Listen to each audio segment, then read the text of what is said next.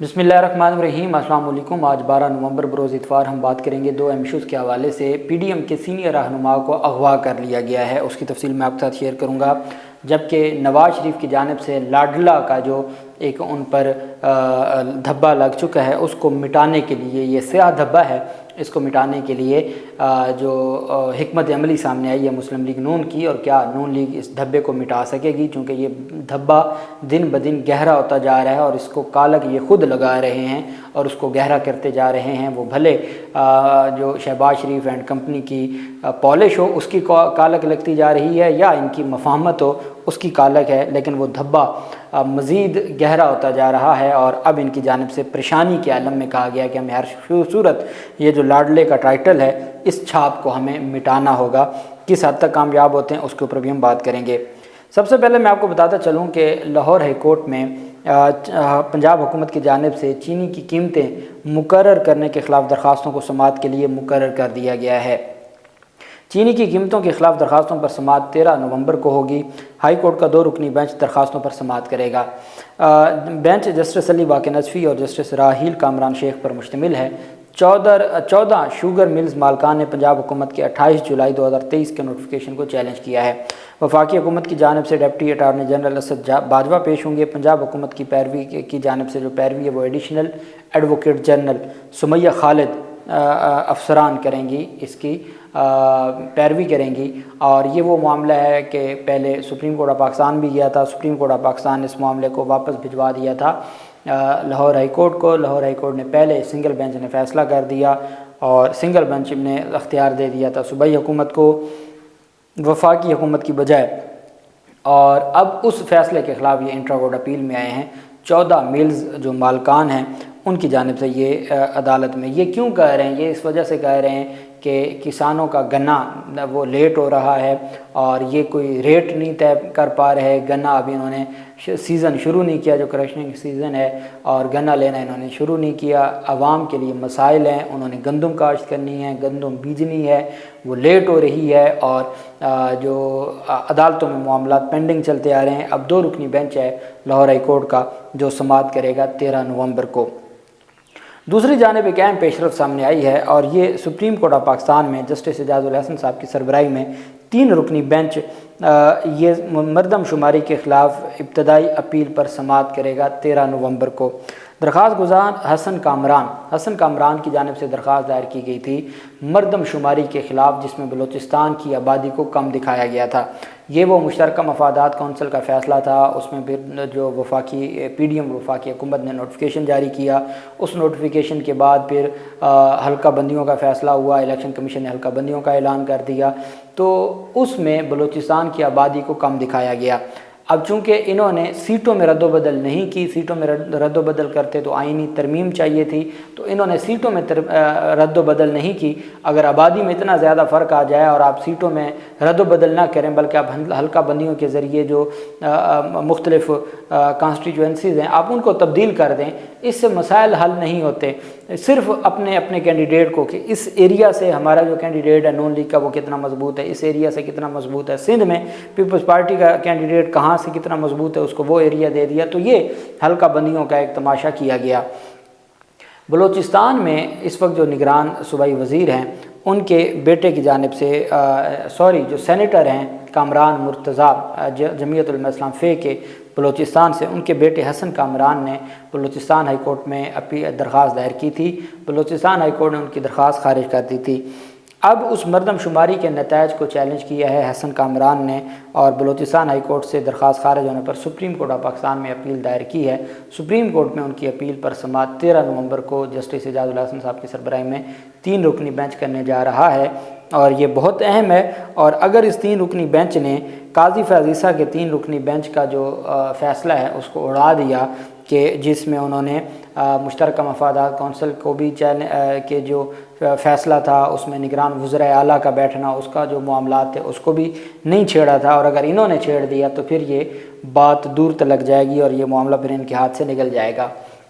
नवाज़ शरीफ जब से वापस आए, मैंने आपको एक बात बताई थी कि नवाज़ शरीफ के साथ करने वाले اخیر لیول کا ہاتھ کر رہے ہیں۔ اس کی وجہ یہ ہے کہ اگر تو نواز شریف واپس آتے، ایئرپورٹ سے ان کو گرفتار کیا جاتا، جتنا امپیکٹ ان کی گرفتاری کا ہونا تھا اور جتنا ان کو سیاسی فائدہ ایئرپورٹ سے گرفتاری کا ہونا تھا، وہ پروٹوکول کے ساتھ جا کے مینار پاکستان جلسے کا نہیں ہوا، نہ ہونا تھا۔ اب یہ بات خورشید شاہ بھی کر چکے ہیں اور پاکستان پیپلز پارٹی کے رہنما بھی کر چکے ہیں کہ اگر یہ 4-5 دن کے لیے جیل چلے جاتے اور جیل سے ان کی ضمانت ہوتی اور ضمانت کے بعد یہ رہا ہوتے تو پھر ان کا استقبال بھی ہوتا اور ان کو لوگ پروٹوکول بھی دیتے، جو آج بھی نون لیگ کے ساتھ لوگ کھڑے ہیں۔ اب اس طریقے سے جو آئے ہیں، اگلے لانے والے جو تھے انہوں نے کوئی کسر نہیں چھوڑی ان کو بے نقاب کرنے کی کہ بھائی یہ کوئی انقلابی نہیں ہے، یہ کسی بیانیے کے لیے یا نظریے کے لیے نہیں ہے، یہ کلین چٹ ان کو ملی ہے، NRO کے ذریعے ان کو لایا گیا ہے اور ان کو پروٹوکول دیا گیا ہے۔ ان کو CCPO لاہور بھی سلوٹ مار رہے ہیں، ان کو کمشنر بھی اپنی حاضری لگوا رہا ہے۔ ان کے لیے لاہور جو انتظامیہ ہے وہ گورنر ہاؤس میں ان کے لیے پروٹوکول دیا جا رہا ہے، وہاں ان کے سیاسی اجلاس ہو رہے ہیں۔ تو انہوں نے بتایا کہ بھئی یہ وہ دنیا کا واحد مجرم ہے کہ جس کو بغیر پاور آف اٹرنی کے، اسپیشل پاور آف اٹرنی پر ان کو دی گئی حفاظتی ضمانت دی گئی۔ 2 دفعہ حفاظتی ضمانت میں توسیع ہوئی، اس کے بعد اسلام آباد ہائی کورٹ نے فرمایا کہ یہ تو درخواست قابل سماعت نہیں تھی۔ پھر یہ وہ شخص ہے کہ جو مجرم تھا، اس کے باوجود نگران حکومت نے ایک سیاسی جماعت کے قائد کی سزا ختم کر دی اور وہ آج بھی غیر جانبدار ہے، وہ آج بھی انتخابات کروانے کے اہل ہے۔ تو انہوں نے ان کو بالکل بے نقاب کیا ہے کہ ان کے لاڈلہ ہونے میں کوئی شک نہ رہ جائے۔ ایک ہوتا ہے نا ڈرامہ کرنا کہ ادھر سے درخواست دائر ہوتی ہے، ادھر سے رجسٹرار آفس کو اعتراض نہیں لگاتے، درخواست سیدھی چلی جاتی ہے، چیف جسٹس صاحب بینچ بنا دیتے ہیں، بینچ کے بعد فوری طور پر نیب کا پروسیکیوٹر پہنچ جاتا ہے، وہ کہتا ہے ہم نے گرفتار نہیں کرنا اور ان کو ریلیف مل جاتا ہے۔ ایک جج صاحب کی ہمشیرہ فوت ہوئی اور وہ اگلے دن ضمانت دینے کے لیے عدالت پہنچتے ہیں، تو اگلوں نے پورا یہ ایسے کیا کہ ان کو بری طرح ان کو ایسا بے نقاب کیا جائے کہ قوم کا ایک بچہ بھی یہ بات سمجھ جائے کہ نواز شریف ڈیل کے ذریعے آئے ہیں، نواز شریف کسی انقلابی نظریے کی بنیاد پر واپس نہیں آئے۔ اب ان کو چبھنے لگ گیا ہے۔ اب پاکستان پیپلز پارٹی PTI کے خلاف بات نہیں کر رہی، وہ PTI کا جو ووٹ ہے اس کو حاصل کرنا چاہتی ہے کہ اگر پاکستان تحریک انصاف پر کوئی پابندی ہوئی تو ہمیں اس کا بینیفٹ ملے گا۔ انہوں نے بھی اپنے تیروں کا سارا نشانہ، کل تک یہ ایک ہی پلیٹ میں کھاتے تھے، مفادات لیے، رجیم چینج کیا، ملک کا بیڑا غرق کیا، اب ایک دوسرے کے خلاف ہو گئے۔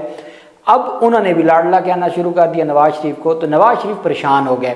اب چونکہ میرے خیال میں تو نواز شریف تو ہمیشہ سے لاڈلے رہے ہیں، اثر لاڈلی تو دختر ہے کہ جس نے لاڈلا ہونے کی، انہوں نے خود کہا تھا کہ ہمیں پتہ ہے کہ کس طریقے سے ہاتھ باندھے جاتے ہیں اور جوتے پالش کیے جاتے ہیں اور جوتے اٹھائے جاتے ہیں، ہمیں پتہ ہے یہ راستہ ہمیں آتا ہے، لیکن ہم اس راستے پہ نہیں گئے۔ ماضی میں تو وہ کہتے تھے نہیں گئے، لیکن اب وہ چلے گئے ہیں، تو ان سے بہتر تو ان کا لاڈلا بننا بنتا بھی تھا، ان کا حق بنتا تھا۔ اب ڈان اخبار کہتا ہے کہ مسلم لیگ نون نواز شریف بظاہر اپنے مخالفین کی جانب سے خود کو ملٹری اسٹیبلشمنٹ کا لاڈلا کہے جانے اور اپنی پارٹی کو اسٹیبلشمنٹ کی پسندیدہ جماعت قرار دیے جانے پر پریشان نظر آ رہے ہیں، اور انہوں نے پارٹی کی نئی منشور کمیٹی کو ہدایت دی ہے کہ وہ رواں ماہ کے آخر تک پارٹی منشور کو حتمی شکل دیتے وقت اس معاملے کا بھی جائزہ لیں۔ اچھا، یہ اتنے کاکے ہیں، ان کو پتہ نہیں تھا کہ آپ وہاں سے آئیں، آپ کو پاکستانی سفیر جو لنڈن میں ہے، برطانوی ہائی کمیشن، وہ آپ کو پروٹوکول کے ساتھ ایئرپورٹ پر پہنچائیں، آگے آپ کو سرکاری پروٹوکول ملے، آپ کے لیے اسلام آباد ہائی کورٹ کا عملہ بایو میٹرک کروانے اسلام آباد ایئرپورٹ پہ جائے، اور آج آپ کو پتہ چلا ہے کہ آپ لاڈلے ہیں۔ آپ نے تو پاؤں پڑنے کی تمام حدیں کراس کر دی ہیں، اور اب آپ چاہتے ہیں کہ عرفان صدیقی جیسے 70-80 سال کے جو بزرگ ہیں وہ آپ کا بیانیہ بنائیں گے، اور نوائے وقت والے جیسے اخبارات آپ کا بیانیہ چھاپیں گے، یا مجیب الرحمان شامی آپ کی شان میں، یا نجم سیٹھی یا حفیظ اللہ نیازی آپ کی شان میں قصیدے لکھیں گے اور لوگ مان لیں گے۔ اب آپ عرفان صدیقی جیسوں کے لکھے منشور کو یہ قوم نہیں ماننے والی، قوم کے بچے کو یہ بات معلوم ہو گئی ہے کہ آپ لاڈلے ہیں۔ اب ان کی جانب سے پریشانی کا مظاہرہ کیا جا رہا ہے، اور پاکستان تحریک انصاف کی جانب سے جو یہ بیانیہ بنایا گیا جو حقیقت مبنی ہے ان کے لاڈلا پن کا، اب اس پر ان کو یہ خوف میں مبتلا ہیں، اور اس خوف کی وجہ سے اب انہوں نے ایک 40 رکنی کمیٹی بنا دی ہے کہ جی، اور عرفان صدیقی کی سربراہی میں کہ آپ ہر صورت اس بیانیہ کو ختم کریں اور دنیا کو بتائیں کہ نواز شریف تو انقلاب کے لیے آئے، نواز شریف تو نظریے کے لیے آئے، ووٹ کو عزت دو کے لیے آئے۔ نواز شریف نے کوئی ڈیل نہیں کی۔ نواز شریف آج بھی جو اینٹی اسٹیبلشمنٹ ہیں اور آج بھی وہ قوم کو بے وقوف بنا رہے ہیں، لیکن قوم کو اویئرنیس، میں کہتا ہوں عمران خان کا جو احسان ہے کہ قوم کو شعور دے گئے، بتا گیا کہ یہ NRO کیسے لیتے ہیں اور کیا جب ان کے اوپر مشکل آتی ہے، جب دم پر پاؤں پڑتا ہے تو یہ جھک جاتے ہیں۔ لنڈن میں بیٹھ کر یہ ہماری اسی پاک فوج اور اداروں کے خلاف باتیں کرتے تھے، اور جب NRO لینا تھا تو پھر یہ بچ گئے، اور یہ ان کا پورے کا پورا ایک نظام ہے۔ بلوچستان سے تعلق رکھنے والے بزنس ٹائکون اور سیاسی جماعت پشتونخوا ملی عوامی پارٹی، اس کے رہنما حاجی نصیب اللہ خان اچکزئی کو نامعلوم افراد نے اغوا کر لیا ہے۔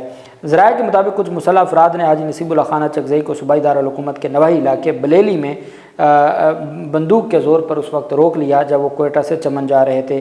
کوئٹہ چمن قومی شاہراہ پر ان کی گاڑی کو روکنے کے بعد مسلح افراد انہیں گاڑی میں بٹھا کر اپنے ہمراہ لے گئے۔ بلوچستان کے نگران وزیر اطلاعات جان اچکزئی نے کہا کہ بلیلی کے علاقے سے حاجی نصیب اللہ خان اچکزئی کی گمشدگی سے متعلق معلومات سامنے آئی ہیں۔ اچکزئی نے کہا کہ ہم اس بات کی تحقیقات کر رہے ہیں کہ یہ واقعہ کیسے پیش آیا، ابھی تک کوئی تصدیق نہیں ہوئی کہ یہ اغوا کا واقعہ ہے یا نہیں ہے۔ انہوں نے کہا کہ نگران وزیر اعلیٰ میر علی مردان ڈومکی نے پولیس اور متعلقہ حکام کو واقعے کی تحقیقات کی ہدایت کر دی ہے۔ نگران وزیر اطلاعات نے مزید کہا کہ متعلقہ حکام اس معاملے کو دیکھ رہے ہیں، اور یہ Balochistan chamber of commerce and industry نے حاجی نصیب اللہ خان اچکزئی کی مبینہ اغوا کی مذمت کی ہے، اور یہ رہنما ہیں پشتونخوا ملی عوامی پارٹی کے PK کے، اور ان کو حاجی نصیب اللہ خان اچکزئی چونکہ یہ بھی PDM کا حصہ ہیں، اور ان کو اغوا کر لیا گیا ہے۔ اور اب دیکھتے ہیں کہ اس سے متعلق کیا تفصیلات سامنے آتی ہیں، وہ کون ہیں جنہوں نے ان کو اغوا کیا ہے۔ اللہ پاک پاکستان کا حامی و ناصر ہو۔ بہت شکریہ۔ اللہ حافظ۔ پاکستان زندہ باد۔